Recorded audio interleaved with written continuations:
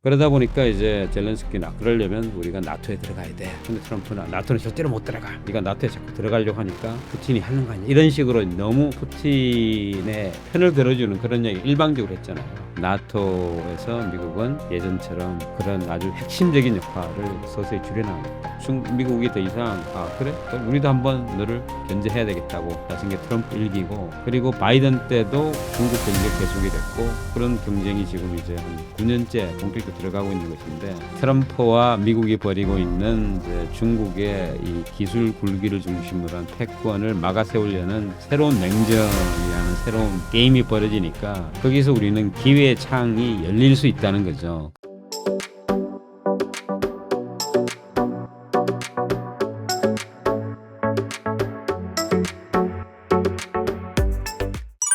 교황 장례식에서 트럼프 대통령이 마크롱 대통령의 착석을 거부하고 젤렌스키와 단독으로 대화한 장면이 대외 전략 변화의 신호로 해석되고 있습니다. 트럼프가 젤렌스키를 부각시킨 이 장면을 어떻게 보시나요? 트럼프의 이 기본 그 문제의식은 유럽은 유럽이 스스로 책임져야 된다는 그런 의식이 있는 것 같습니다. 그러니까 트럼프가 뭐 이런 이야기를 굉장히 자주 했던 것 같아요.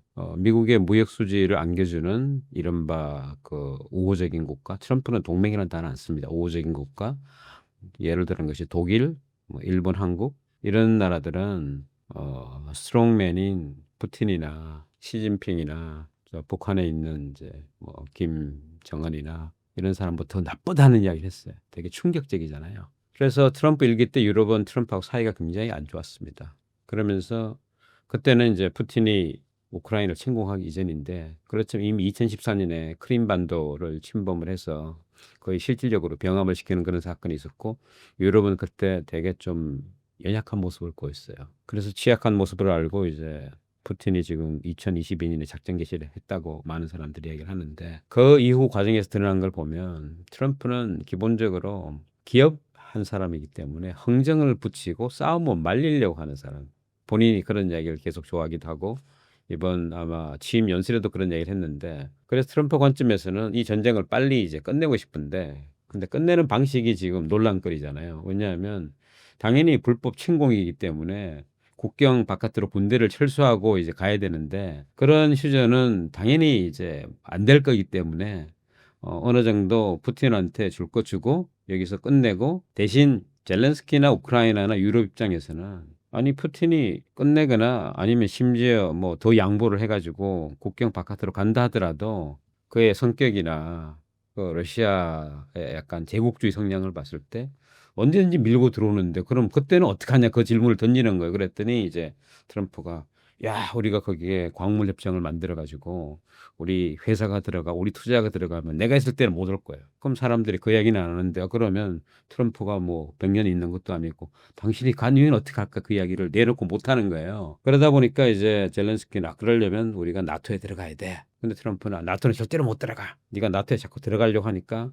푸틴이 하는 거 아니야. 이런 식으로 너무 푸틴의 편을 들어주는 그런 얘기 일방적으로 했잖아요. 이번 이제 교황 장례식 장면에서 그 사진은 바로 2달 전에 백악관 오발 오피스에서 벌어진 희대의 사건에 대한 너무 대조잖아요. 그죠?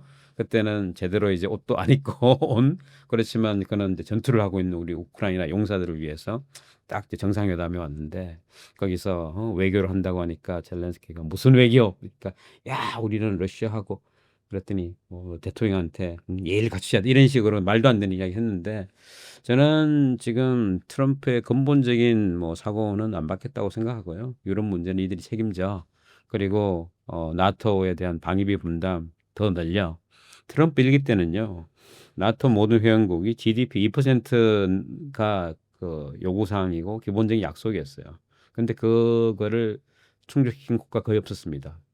그리고 나서 이제는 꽤 많이 올라왔는데 트럼프는 이제 또 5%라는 더 높은 바를 제시하고 있잖아요. 자, 그래서 여기에 대해서 이제 논란거리죠. 왜냐하면 유럽이 이제 경제 성장이 되게 정체되어 있는 상태고 꽤 많은 지출이 이제 복지 지출로 나가는데, 여기서 더 많은 국방비를 내려면 복지에서 빼서 이렇게 가야 되잖아요. 아니면 경제가 더 성장해야 되는데 어려우니까 되게 어려운 상황이에요. 그러니까 유럽도 지금 보면 되게 이제 그 트럼프나 그 미국의 공화당 사람 입장에서는 굉장히 좀 위선적인 그런 거죠. 왜냐면 말은 되게 그냥 세계 평화 인권 이야기하는데 스스로 지금 네 뒷동네도 못 지키는데 이게 말이 되냐는 그런 속내를 가지고 있어요. 그러다 보니까 이번 이제 2025년 2월 미넨에서 열리는 이제 세계 안보 그 컨퍼런스가 매년 일인데 거기에 부통령이 가서 유럽의 그런 아주 시니어 지도자들 앞에 앉혀놓고 유럽의 문제는 외부가 아니고 내부야라는 그런 설교까지 당한 거잖아요.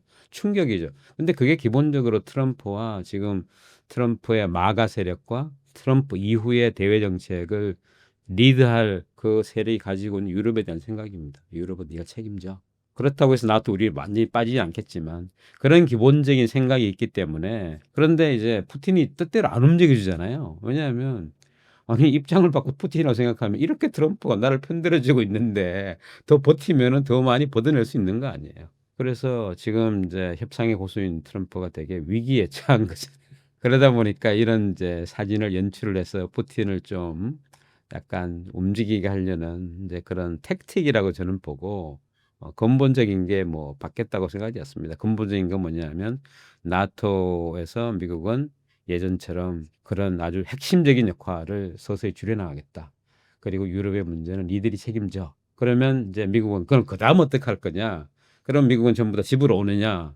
그건 아니고 이제는 그 전력을 중국을 막는 데 쓰겠다는 게 미국의 공화 민주 양당의 게임 플랜입니다. 그런 큰 구도에서 보시면 우리가 이제 그 막 그 해변에 몰아치는 파도가 뭐 한때는 세게 왔다가 한때는 약하게 왔다가 이리저리 하잖아요. 근데 파도를 만드는 바람을 우리가 보면 그런 구조죠.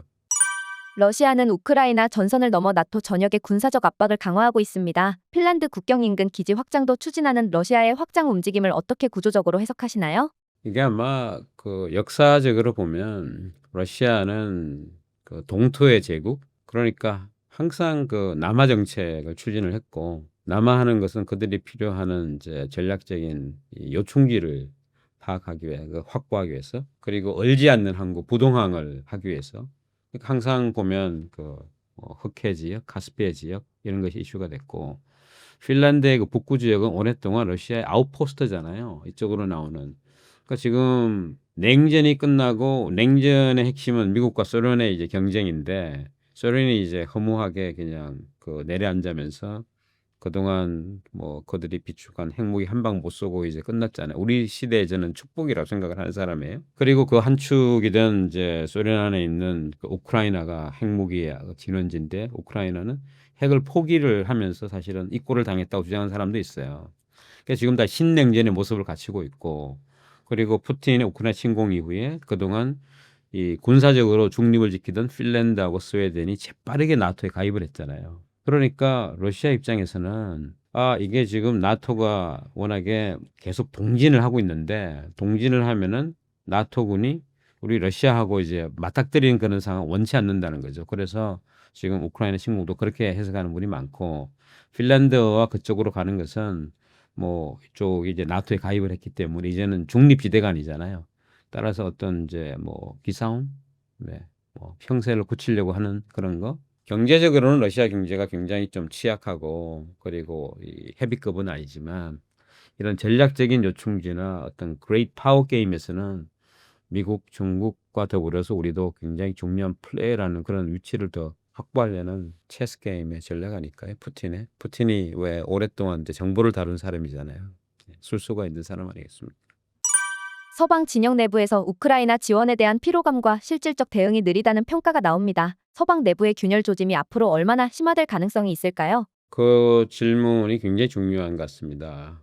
20세기가 끝나고 21세기 시작이 될 때, 일단 이제 89년, 90년 들어서면서 베를린 장벽이 무너지고 동독과 서독이 이제 정치적으로 다시 하나 연결되고 그리고 구공산권, 유럽에 있는 공산권들이 시장 경제화, 자본주의화 되면서 역사의 큰 축이 이제 자본주의 시장 경제로 이제 갔고 그걸 가지고 뭐 프란시스 후쿠야마 같은 사람들은 역사가 끝났다. 이제는 역사가 끝났다. 그냥 민주주의의 승리고 나머지 국가들은 어떻게 민주주의로 언제 올 거냐는 그 시간 싸움이다 했는데 다시 이제 역사가 귀환한 거잖아요. 역사 귀환했는데 이 전장이 다시 유럽이라는 게 이게 참 이제 어떤 세계사의 운명 같아요. 왜냐하면 20세기에 큰 전쟁이 둘 다 유럽 대륙에 있었습니다. 그리고 세 번째 전쟁이 지금 고 3차 세계대전까지 이제 안 가기를 다 간절하게 염원하고 있는데 푸틴의 우크라이나 침공이 21세기에 벌어진 뭐 다른 테러리스트 전쟁이 있지만 이거는 국가가 다른 국가를 진짜 자극하지 않음에도 불구하고 강제적으로 밀고 들어가는 현상 변경이거든요. 이거는 인류가 만든 유엔 헌장에 봤을 때 이거는 침공이라고요. 근데 안보리 국가들 가운데 러시아와 중국은 침공이라고 주장하지 않잖아요. 그죠? 이런 상황이라는 건데 그래서 이제 러시아 입장에서는 이제 자기를 군사적으로 위협하는 나토가 국경 근처까지 오는 것을 막기 위해서 완충기를 주고 싶어 하고 그리고 오랫동안 군사적인 이제 중립을 유지했던 이제 핀란드하고 스웨덴까지 나토에 가입을 하면서 21세기 신냉전의 이 단청선이 더 이제 부각이 되는데 여기에 이제 미국이 지금 공화당 앞으로 이제 만약에 민주당이 정권을 잡게 되면은 다시 뭐 나토에 힘을 실을지는 잘 모르겠지만 하여튼 이 미국이 공화 민주에 관계없이 지속적인 그 대나토 전략이 의심되는 상황에서 유럽 스스로 이제 꽤 많은 부분 책임져야 되는데 그러려면 경제가 강해야 되거든요. 근데 유럽은 뭐 서비스업, 관광업, 뭐 문화산업 이런 건 굉장히 훌륭하지만 제조업은 굉장히 약합니다. 그리고 그 제조업에 그래도 가장 강한 축인 독일이었는데 그 독일마저 굉장히 지금 약해져서 대신 세계에서 큰 소비 시장. 그러니까 이 제조업을 계속 살리기 위해서는 두 가지가 필요했는데 첫 번째는 큰 시장이 필요하니까 시장을 누구로 규정했냐 하면은 미국과 중국을 시장으로 생각했어요. 근데 미국은 소비 시장이고 중국은 자기들의 공급망의 굉장히 핵심적인 축을 구성하는 그런 국가. 근데 이런 이제 시장을 돌리려면은 생산 과정에서 원료, 에너지 이거는 러시아한테 믿는다. 이런 축으로 이제 러시아와 중국과 미국을 연결하는 이제 유럽 정책이 나왔죠. 21세기 초반을 관통한 건데 이 결정적으로 2016년에 트럼프가 이제 본격적으로 중국과 전쟁을 하고 또 러시아도 푸틴이 더 큰 이제 그레이트 게임을 하면서 독일이 생각했던 러시아의 가스를 유럽을 통하지 않고 곧장 이렇게 북해로 빼서 하는 노드스트림 이것이 이제 침공 이후에 굉장히 전략적인 실수였다는 것이 판명이 나면서 지금 유럽의 정치 지도자들은 되게 혼란스러워해요. 혼란스러워 하는데 근데 미국이 그걸 도와주지 않는 거죠. 봐라, 너 스스로 자초한 거야. 내가 하지 말라 그랬는데 왜 그냥 누구를 믿고 왜 그 파이프라인 그렇게 깔아서 그냥 사실 계산은 미국 거 사라는 계산인데 그걸 그렇게 이야기한 거거든요. 그래서 지금 유럽이 되게 지금 어려운 그런 상태. 우리가 유럽 여행 가면은 되게 뭐 옛날 멋진 건물과 역사와 대자연만 보이지만 그 안에 있는 이제 그 현실은 되게 이제 우울해서 유럽 스스로도 우리 이렇게는 안 된다. 혁신을 해야 된다. 자강을 해야 된다. 뭐 한국을 좀 배우자. 뭐 이런 이야기도 나온 시절이 있었습니다. 그렇다고 해서 이제 그러면 트럼프가 유럽을 계속 이제 막 몰아붙이니까 그럼 유럽은 중국으로 돌아서느냐? 그렇진 않습니다. 왜냐하면 유럽이라고 할 때 유럽을 정의하는 게 뭡니까? 유럽을 정의하는 게 서구 기독교 정신, 인본주의, 자유민주주의거든요. 근데 중국하고 러시아는 자유민주주의 반대편에 있기 때문에 이들하고는 어느 정도 뭐 필요한 이익을 공유는 할 수 있겠지만 끝까지 갈 수 없는 거예요. 그래서 규정을 합니다. 우리 정치적으로는 우리는 경쟁 상대다. 대신 유럽이 가장 잘하는 서스테이너빌리티, 기후변화 이런 문제는 니들이 동참해서 같이 풀어줄 수 있는 파트너다. 왜냐하면 그들이 기후변화에 엄청나게 또 이 문제를 야기하는 그런 국가잖아요. 같이 문제를 풀어야 되니까. 대신 경제 문제는 중국은 이렇게 정했어요. 우리 협상할 수 있는 상대다. 왜냐? 중국하고 공급망을 만들긴 했지만 중국에 여러 가지 정책 이슈가 있기 때문에 이걸 협상을 통해서 해결할 수 있는 무역 협상 파트너 이렇게 이제 세련되게 규정을 하고 있는 거죠. 그러니까 그 구조는 이제 안 변한다고 저는 생각이 되고 그런 관점에서 트럼프가 자꾸 이렇게 원심력으로 이제 밀어내려고 하는 것은 그러면 이쪽에 이제 그 구심력이 베이징으로 가야 되는데 그렇게는 안 되고 굉장히 지금 고립되는 상태라서 사실은 이제 보면은 중국 입장에서 보면 중국은 혼자 미국을 완전히 제압할 수는 없기 때문에 뭔가 아시아 지역에서 교두보를 확장해서 아시아에서 영향권을 계속 확대를 하다가 미국이 힘이 서서히 빠졌을 때 천하를 3분지게 하는 세계로 나누는 제갈공명 같은 그런 이제 게임 플랜이 처음부터 있었던 것 같은데 거기서 핵심이 유럽이거든요. 유럽이 누구 편을 들어주느냐, 편을 안 들어주느냐. 유럽이 지금처럼 아까 말씀드린 그런 식의 세련된 방식이면 유럽은 항상 워싱턴하고 똑같은 생각을 하고 있지 않기 때문에 필요에 따라서는 우리가 돈으로서 기술로서 우리 유럽하고 뭔가 공동으로 해볼 수 있는구나. 그러면 이 게임은 해볼 만한 그레이트 게임이다. 21세기에. 그게 이제 워낙에 2015년의 게임 플랜인데 10년 후에는 지금 달라지고 있는 거예요. 지금. 그런 상황입니다. 러시아가 발트 3국이나 몰도바를 침공할 경우 나토의 집단 방위 의지를 시험할 가능성도 거론됩니다. 이런 상황에서 미국과 나토는 단호히 대응할 수 있을까요? 아니면 내부 갈등으로 애매한 대응을 할 가능성이 더 큰가요? 굉장히 도발적인 질문이고요. 일단 그런 일이 안 생기길 진심으로 바라고 그런 일이 생기는 것은 아마 푸틴의 저는 자살골이라고 생각합니다. 푸틴도 그거 못할 것 같아요. 왜냐하면 그런 이제 카드를 꺼낼 수는 있지만 그런 이제 칼집에서 그 칼을 꺼내서 보여줄 수는 있지만 그 칼을 꺼내는 순간 그 칼은 녹슬 것 같아요.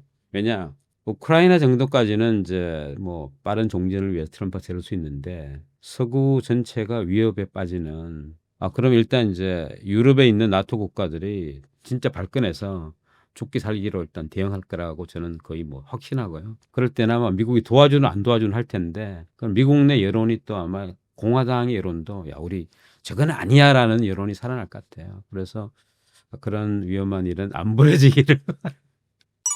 우크라이나 전쟁이 국제 질서를 흔드는 구조적 변곡점이 될 수 있습니다. 만약 러시아가 전선에서 버티거나 일부 전과를 거두면 신질서 재편이 현실화될 가능성은 어떻게 보시나요?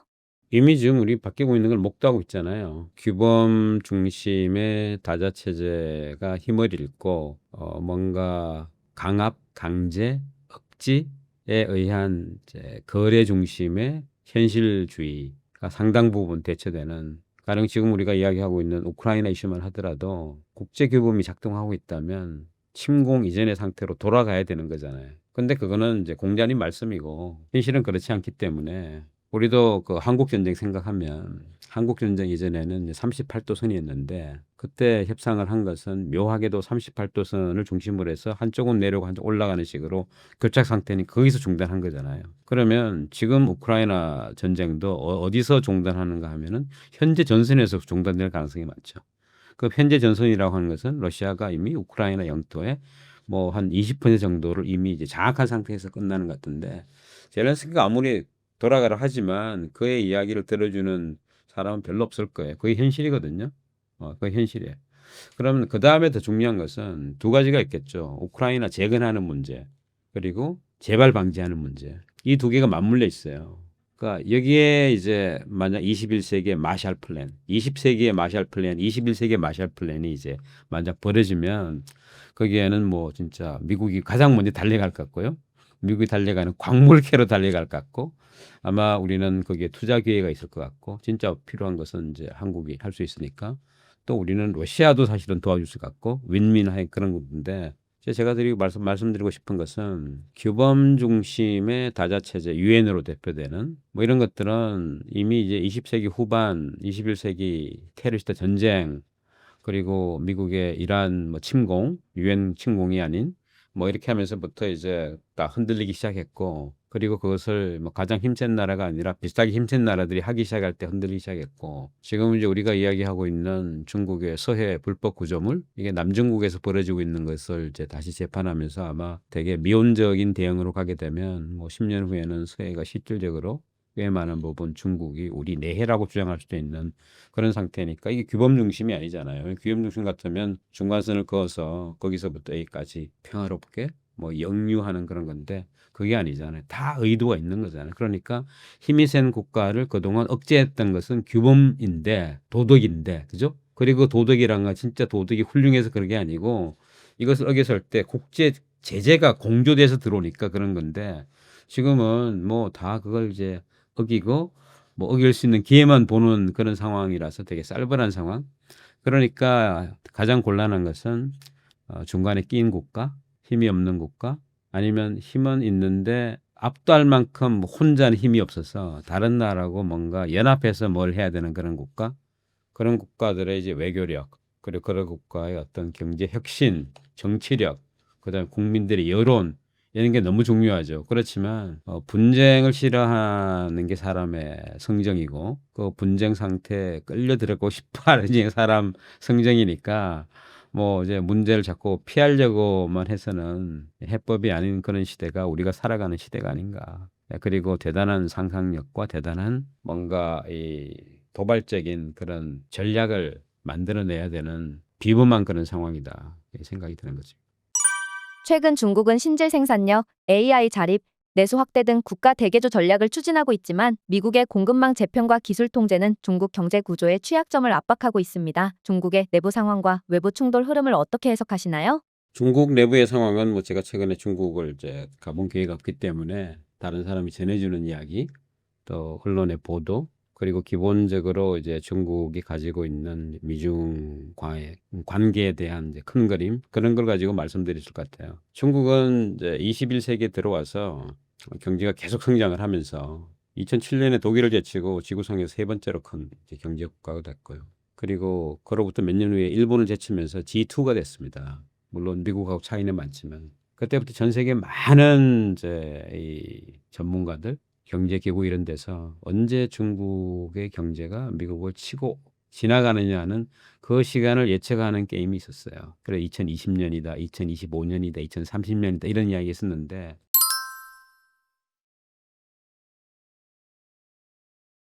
그때부터 이제 미국이 중국이 이렇게 커진다는 것은 우리가 생각했던 원래 게임 플랜 중국이 커지면은 중산층이 커지고 그들이 서구하고 이제 교류하고 하면서 중국이 갖고 있는 그런 공산주의 일당 독재 이걸로는 좀 그다음 단계 가기 힘들다. 조금 더 우리 정치 체제를 좀 이렇게 약간 이 연성적인 정치, 완벽한 민주주의는 아니겠지만 그리고 좀 더 이제 개방을 하는 그런 국가로 가지 않을까. 그리고 그렇게 만들겠다고 하는 것이 중국을 이 규범 중심의 다자체제에 편입시킨 미국의 게임 플랜이거든요.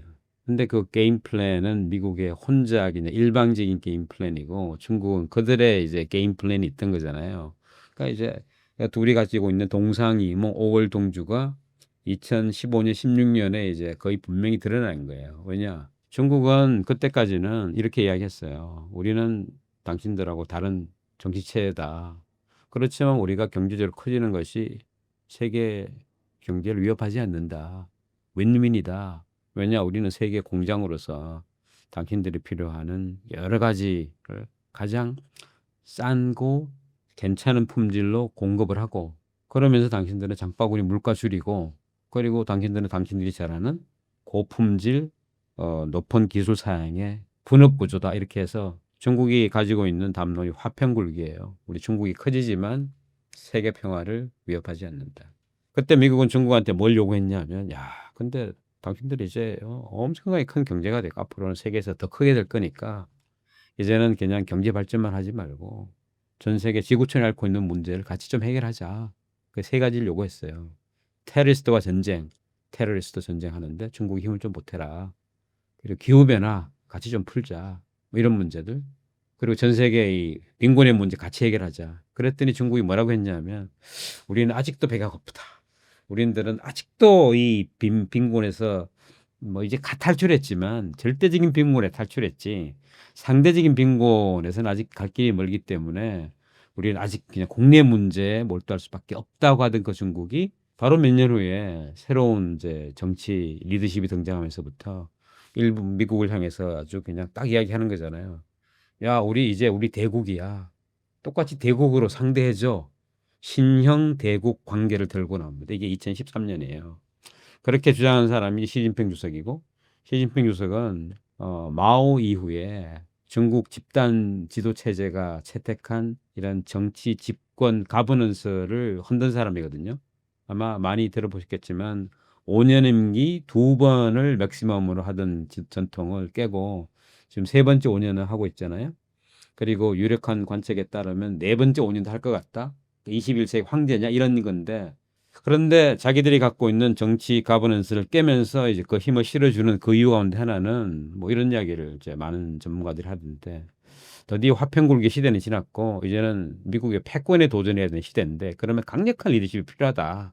그래서 야 민주주의 국가처럼 뭐 몇 년 하고 마는 게 아니고 우리 강력한 지도 체제로서 변하지 않는 정책으로서 이제는 21세기에 우리 1900년대 이런 그 서구 제국주의들이 우리한테 한 그런 굴욕의 역사를 갚아주는 새로운 그게 중국몽이잖아요. 그러니까 우리가 이제 트럼프의 Make America Great Again 하지만 이게 미국몽이라면 시진핑은 중국몽 Make China Great Again 이 두 개가 붙는 거예요. 그러니까 중국몽의 핵심은 레토릭은 이렇습니다. 100년 전 굴욕의 100년을 갚아주겠다. 서구들이 와서 우리를 막 갈갈이 찍고 굴욕을 요구한 그걸 찍고 우리 홍콩도 돌려받았고 마카오 돌려받았고 그러려면 이제 대만을 통일해야 되는 그런 문제가 있죠. 그게 중국몽이에요. 그러면서 그리고 중국몽이 이제 개개인한테는 이제 부유한 그런 시민이 되는 거죠. 근데 거기에 무슨 더 많은 정치적 자유를 준다 이런 건 없습니다. 경제적인 안정, 그리고 위대한 중화의 부활, 대만까지 통일을 하는 그리고 아시아 지역의 가장 힘센 나라. 그게 패권의 완성이죠. 이런 게임인데 이 게임을 본격화하고 미국이 더 이상 그래? 그럼 우리도 한번 너를 견제해야 되겠다고 나선 게 트럼프 일기고 그리고 바이든 때도 중국 견제 계속이 됐고 그런 경쟁이 지금 이제 한 9년째 본격적으로 들어가고 있는 것인데 그러니까 미국은 중국이 군사적으로 커지는 것을 견제를 해야 되니까 그러면 우리 이제 해군, 전함 이런 걸 투사를 해야 되는데 지금은 괜찮아. 앞으로 30년 후에는 우리 군함을 개척을 못하고 건조를 못하네. 그럼 우리 한국이 필요하네. 이렇게 오는 거잖아요. 그리고 지금은 우리가 동맹국한테 철강, 알루미늄 다 수입하는데 어느 순간 이게 지금 우리가 수입을 못하면 우리 무기 못 만들지. 철강, 알루미늄 우리 지금 경쟁력 밀리고 있지만 우리 미국에서 이거 해야 되겠어. 이런 주요 제조업의 이른바 리쇼링 그리고 미국의 투자의 전략이 그때부터 나오는 거예요. 그러니까 이 둘은 격돌을 하고 있기 때문에 근데 본질은 이겁니다. 미국하고 중국은 서로가 서로를 필요로 하는 구조로 만들어져 있어 지금까지. 말씀드린 대로 중국은 세계 공장 역할을 하면서 세계 시장인 이제 미국하고 같이 이제 윈윈을 해왔는데 그걸 지금 이제 깨려는 거잖아요. 그러니까 절연이 얼마나 어렵겠어요. 그죠? 왜냐하면 중국 제품이 없는 미국의 아마존, 미국의 월마트를 상상하기 어렵잖아요, 지금은.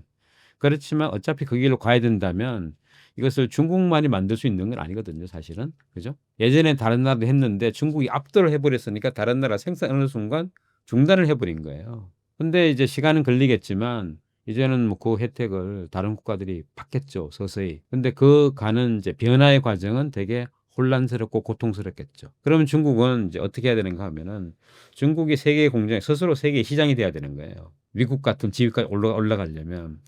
그런데 문제는 중국이 세계 시장이 되려면 두 가지가 필요합니다. 중국 소비자들이 지갑을 더 열어야 되고 그리고 중국 자체도 많은 이런 특히 중국 화폐에 대한 통제가 없어야 돼요. 중국 경제가 G2까지 됐지만 중국 화폐는 그게 걸맞지 않은 대우를 받잖아요. 그 이유가 중국 가면 외환을 자유롭게 바꿀 수가 없습니다. 미국이 달러가 경제가 계속해서 상대적으로 취약해짐에도 불구하고 도전할 수 없는 지위를 누리잖아요. 그거는 군사 대국도 있지만 미국에서는 언제든지 이 달러를 바꿀 수 있는 그런 시스템이 있다는 거, 정치의 안정이 있다 이런 것도 무시할 수 없거든요. 중국은 그렇게 봤을 때 세계에서 압도적인 패권국가 그리고 화폐 패권까지는 많은 사실은 이제 장애물이 있는 것처럼 보이죠. 그렇지만 이 아시아 지역에서는 뭔가 무시할 수 없는 꽤 힘이 센 나라로 지금 부상을 하고 있고요. 그런 과정에서 미국이 도전하고 있기 때문에 지금 뭐 양회담 이렇게 벌어지고 있는 것은 미국이 본격적으로 중국 수입을 막고 있고 중국은 이것을 다른 쪽으로 못 돌리고 있고 국내에서 소비하는 거 제약이 있다면 거기서 일하는 사람들은 오늘은 휴가 갈 수 있지만 다음 달은 이제 그만둬야 되는 거예요. 근데 이걸 이제 말하자면 그 당에서는 내수를 살리는 정책을 할 것 같은데 중국이 내수 살리는 것을 잘 못해요. 사회주의 경제 연구한 사람들 이야기를 들어보니까 사회주의는 기본적으로 생산을 하는 시스템이지 이런 뭐 수요에 대한 그런 감각이 없는 거라서 그리고 또 통제 경제니까 뭐 힘들면 견디지 약간 이런 식이라고 이야기를 하던데 근데 중국은 되게 세련된 혼합 경제잖아요. 왜냐하면 소련이 이제 망한 것은 저는 이렇게 보거든요. 뭐 부패 때문에 망했다고 하는 사람도 있지만 지구상에 뭐 부패하지 않은 정부가 있습니까? 그죠?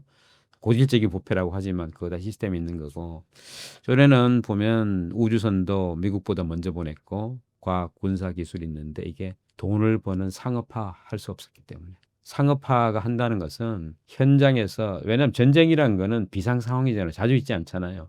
상업한다는 거는 누가 사가는 기업과 소비자가 있다는 거예요. 그런 그 과정에서 문제가 있으면 다시 고치고 혁신하고 하면서 되는데 이게 시장이 없고 그리고 돈을 못 버니까 재투자가 안 되고 그리고 만들 수 있는 기술은 계속 나라가 돈을 대고 이런 불균형 상태를 괴리 상태를 소련은 감당 못하고 무너진 거죠. 근데 중국은 이것이 되는 것이 세계 경제에 아주 핵심적인 위치를 차지했잖아요. 공장. 중국이 필요한 그런 공장. 그러니까 중국의 굴기가 세계 경제 G2가 올라오는 것 같이 병행한 거예요. 소련의 냉전하고 완전히 다릅니다. 그런데 이것을 이제 약간 잘라내려고 하니까 많은 사람들은 야, 그거 가능하지 않아. 바람직하지 않아 이야기하는데 일단 정치는 가능하지 않더라도 시도를 해보는 것이 정치고 왜냐하면 유권자 51%가 원하니까. 그리고 진짜 이게 가능하지 않으면 그다음 정치 심판을 받겠죠. 그래서 지금 미국과 중국이 2016년 미국 대선 힐러리와 트럼프가 붙어 그 이전하고 굉장히 다른 디커플링 경로로 이제 가는 그런 과정인데 어디까지가 디커플링이 될 거냐? 뭐 일부 소비재도 다 될 수 있느냐? 아니면 핵심적인 군수 산업 양쪽으로 사용될 수 있는 뭐 우리가 반도체랄지 AI랄지 이런 것만 되느냐에 대해서는 그건 뭐 게임 플랜에 따라 다르지만 현재 트럼프가 노리고 있는 것은 말은 디커플링인데 실질적으로는 핵심적인 분야의 디커플링으로 가는 것 같은데 물론 트럼프 4년 만에 그러니까 추가 4년 만에 완성될 것 같지는 않고요. 그렇지만 2028년에 미국의 또 전략가들은 그것을 계속 추진할 거라고 생각이 되고 그런 문제는 그럼에도 불구하고 중국의 기술은 올라올 거냐는 게 또 다른 문제죠. 그래서 중국은 딥색 같은 거를 보여주면서 야, 우리 뭐 미국의 그런 실리콘밸리의 인재나 그런 뭐 기술 없이도 우리 할 수 있다는 건데 그걸 할 수 있는 또 여러 가지 방법이 있기 때문에 그렇게 되면 이제 세계 기술 생태계는 이제 중국판과 미국판으로 쪼개지는 거거든요. 그럼 이제 한국처럼 양쪽하고 다 이제 필요한 경우에 거래를 해야 되는 나라는 우리는 이제 미국판 기술, 중국판 기술 양쪽으로 다 이제 봐야 되는 그런 상황이 점점 오고 있어서 뭐 준비를 해야 될 것 같다는 생각이 듭니다. 한국은 조선 반도체 등 핵심 기술을 쥐고 있습니다. 우리나라가 미국의 단순 생산 파트너나 동맹국을 넘어서 글로벌 공급망 판세를 움직일 수 있는 전략적 플레이어로 부상할 수 있을까요? 당연히 이제 그런 기회이죠. 제가 이런 이야기를 많이 합니다. 92년에 한국과 중국이 수교를 했습니다. 한국 전쟁 때 이제 중국이 참전해서 사실은 우리가 그 전쟁의 성기를 곧 끝내지 못하고 휴전이 된 상태니까 사실 서로 좋은 관계는 아닌데 92년에 했던 역사를 뛰어넘어서 앞으로 보자. 그래서 수교를 하면서 한국의 많은 어떻게 보면 이제 한국 시장으로 수명이 다한 그런 이제 산업이 중국으로 투자를 하면서 중국이 한국의 새로운 이제 경제 이 지도에 들어왔다고 생각이 되거든요. 그때 중국은 공장을 제공을 했고 한국은 필요한 기술, 뭐 핵심 소재 이런 것들이 중국으로 갔고 그러니까 정치적으로는 거기가 중국 땅이지만 경제 운영 관점에서 보면 거기도 이제 한국의 경제 영토 때리게 보는데 그게 2000년대 초반에 들어오면서 중국이 이제 기술 이 먹이사슬에 가장 낮은 쪽에서부터 중간 쪽으로 막 치고 올라오면서부터는 약간 경쟁 단계가 되고 그리고 그들이 전기차, 배터리, 태양광에 본격적으로 투자하고 막 스케일업 하면서부터 우리하고 세계 시장에서 진짜 경쟁 상태가 되고 그리고 우리를 이제 뚫고 지나가 버렸잖아요. 근데 오늘 이제 말씀드린 미중 간의 이런 신냉전이 앞으로 한 뭐 10년, 20년 계속된다고 생각하면 이제는 미국 관점에서 필요한 태양광, 뭐 배터리, 뭐 반도체 이런 거 중국 계속 통제를 할 것이고 그러면 미국 혼자 이건 또 할 수 없다는 건 너무 분명하고 그럼 어디선가 이거를 확보를 해야 되는데 어디겠느냐? 대한민국이죠. 그런 면에서 우리의 전략적 위상은 뭐 충분하다. 그런데 문제는 전략적 위상이 있는데 그럼 그거를 어떻게 활용할까 하는 것은 또 다른 거죠. 그리고 그걸 활용하는 사람들은 결국은 이제 기업하시는 분들 그리고 정치하시는 분들인데 여기서 이제 딜레마가 있습니다. 왜냐? 기업은 계속 가요. 근데 정치는 우리 현재 정치 구조에 따르면 뭐 한 5년 지나면은 이제 새로운 이 행정부가 등장하기 때문에 또 국회에는 4년마다 하고 따라서 이게 일관성 있는 미중 이 경쟁 구도에서 한국의 핵심 첨단 제조업의 전략적인 위치를 잘 활용을 해서 우리 경제가 지금 뭐 거의 이제 바닥으로 내려가고 있는데 이걸 다시 이제 바닥을 치고 올라갈 수 있는 희생 전략을 만드는 것이 그게 5년 만에 될 것 같아요. 누구는 뭐 30년 하는 걸 5년에 하겠다고 하는데 경제는 그런 게 아니거든요. 그렇게 보면 제대로 된 전략을 만들고 그리고 이게 산업계하고 같이 소통을 하면서 그 5년 뭐 뛰어넘는 그런 지속 가능한 전략을 만들어내고 그리고 그다음에 이제 또 그 릴레이 경주의 다음 계주를 맡은 사람이 또 바톤을 받아서 뭐 전임 정부 했다고 적폐성장 이런 거 하지 말고 그거 전반적으로 우리 방향성 우리 동의했어. 그러니까 좀 더 세련되게 할 거야. 문제점은 고치고 이런 식으로 우리가 나간다면 아마 뭐 엄청난 기회일 것 같아요. 근데 또 다르게 하면은 엄청난 위기일 수 있습니다. 가령 중국 입장에서 중국은 한국은 우리가 굉장히 강하게 나가면은 제대로 세게 못 나와. 알고 있기 때문에 굉장히 겁박을 하는 거죠. 그럼 거기에 자존감 없이 대하거나 또 미국이 막 강압적으로 나오면서 막 시장을 담보로 해가지고 어차피는 투자할 건데 이런 식으로 하면서 우리 전략적인 카드도 못 쓰고 카드는 있는데 못 쓰는 그런 상황이 될 수도 있어요. 그럼 진짜 위기죠. 한국은 그럼 그 외국에서 봤을 때 야, 한국은 그렇게 매력적인 나라인데 K-팝의 나라, K-컬처 나라인데 왜 이렇게 저렇게 협상을 못하지? 카드를 갖고 있는데 저 그런 나라 안 되고 싶거든요. 그래서 그런 거를 하는데 이 방송이 좀 일조했으면 좋겠습니다. 시청자들 사이에서는 조선과 반도체 기술이 자동화나 대체될 수 있다는 우려가 있습니다. 현재 한국 기술이 미국에 대체될 수 없는 핵심 자산으로 평가되지만 중국은 10년 내 한국을 따라잡겠다고 밝혔습니다. 한국 기술 우위가 일시적인 유예 기간에 불과할 가능성은 어떻게 보시나요? 일단 그 질문에서 한국 기술 우위 아니고요. 가령 뭐 많은 국제 연구소에서 이제 보니까 한 10개 핵심 이제 기술을 가지고 와서 봤는데 꽤 많은 부분 우리가 일본을 뭐 따라잡았거나 뭐 제꼈다 이런 보고서가 나와 있어요.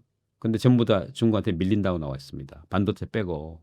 반도체도 격차가 너무 이제 줄어들어서 이제는 뭐 예전에 5년이었다 이제는 이제 뭐 2년 이렇다는 거거든요. 그래서 이 기술 우위란 단어 쓰시면 안 될 것 같고 특히 왜 뭐 전기차, 배터리, 뭐 태양광 다 뺏겼고요. 한때 전 세계 막 공항과 호텔을 갖고 있던 한국 TV 디스플레이 전부 이제 중국으로 언제든지 바뀔 준비가 돼 있는 거고 가격. 조선도 이제 뭐 수주 물량에서는 우리 앞서갔고 제가 드리는 말씀은 그게 이제 옛날 같은 세계화 계속 돌아갔으면 우리가 그럴 운명인데 트럼프와 미국이 벌이고 있는 이제 중국의 이 기술 굴기를 중심으로 한 패권을 막아 세우려는 새로운 냉전이라는 새로운 이제 게임이 벌어지니까 거기서 우리는 기회의 창이 열릴 수 있다는 거죠. 그래서 우리가 그 중국에 역전당한 이런 분야 세계적인 제조업 국가, 수출 대국, 전 세계 수출 이제 메이저 국가 한국이 한 6번째 들어간다고 하는데 거기서 우리만큼 제조업이 강한 나라는 중국밖에 없습니다. 일본하고 독일처럼 한때 제조업의 아이콘이란 국가도 한국보다는 제조업의 비중이 떨어져 있어요. 근데 그 이야기는 우리가 이 기회에 제조업 혁신을 하지 않고 제조업을 더 성장시키지 못하면 우리는 진짜 이제 되게 더 암울하다는 거죠. 그래서 기술 우위가 아니고 중국의 역전당한 제조업, 특히 첨단 제조업 이 분야를 역전시킬 수 있는 기회다 이렇게 이제 보는 겁니다. 끝으로 웅달책방 시청자분들께 한 말씀 부탁드립니다. 네, 지금 뭐 되게 난세를 살아가죠. 아마 이 유튜브를 보시는 이제 많은 분들 저는 이런 이야기를 해드리고 싶습니다. 한국 경제와 한국 정치 또 한국 문화 그래도 보면 30년 전, 20년 전, 10년 전에 비해서 우리가 놀랄 정도로 다이나믹해졌고 다양해졌고 일단 전 세계 지도를 펼칠 때 모든 분야에서 한국의 위치가 있어요.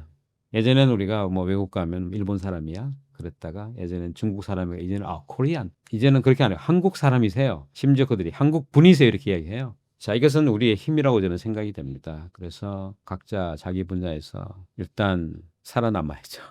살아남는 사람이 강하다고 저는 살면서 느꼈습니다. 강한 자가 살아남는 게 아니고. 왜냐하면 모든 변화는 변곡점을 만들어내고 변곡점에서 역전이 이루어지는 거거든요. 그래서 우리가 경기를 하다 보면 직선주로는 가장 빠르고 힘든 사람이 계속 나가지만 곡선주로가 있는 경기는 뭔가 꾀가 있고 전략이 있는 사람들이 더 잘할 수 있습니다. 그래서 그런 계기가 됐으면 좋겠습니다. 네, 그 트럼프 게임은 제가 트럼프 2기 취임식에 맞춰서 이제 준비를 한 책이고요. 트럼프를 이해하려고 또 뭐 비판을 하려고 또 미국의 투자 기회를 뭐 노리는 그런 이제 많은 책들이 있는데 감히 이제 제 책이 그런 책들하고 조금 다르다고 생각하는 것은 저는 2017년 트럼프 당선 때부터 이제 트럼프와 미국 정치 또 국제 관계, 동상 협상 이런 거를 이제 여러 각도를 관찰하고 연구하고 과미하고 협상하면서 2019년에 이제 미중 패권 경쟁이라는 그런 프레임 속에서 벌어지고 있는 것을 분석하고 예측하는 첫 번째 책을 냈고요. 이 책은 불행인지 다행인지 모르겠지만 트럼프가 다시 이제 정치의 전면에 등장해서 그의 마가를 이어가는 것을 또 분석을 하고 달라진 게임 상황, 그때 중국과 4년 전에 중국 어떻게 같은지 다른지, 또 한국의 객관적인 자료도 달랐고, 그런 큰 이제 그레이트 게임을 이제 조망할 수 있는 그런 책으로 이제 제가 준비를 했고, 감히 그런 기대에 부합했다고 저는 자부를 합니다. 그리고 또 하나 이제 소망은 트럼프 임기가 끝날 때쯤 트럼프 8년은 도대체 전 세계에 무엇이었느냐를 평가하는 3부작 마지막 책을 준비하겠습니다. 여러분 많은 성원 보내주시기 바랍니다. 감사합니다.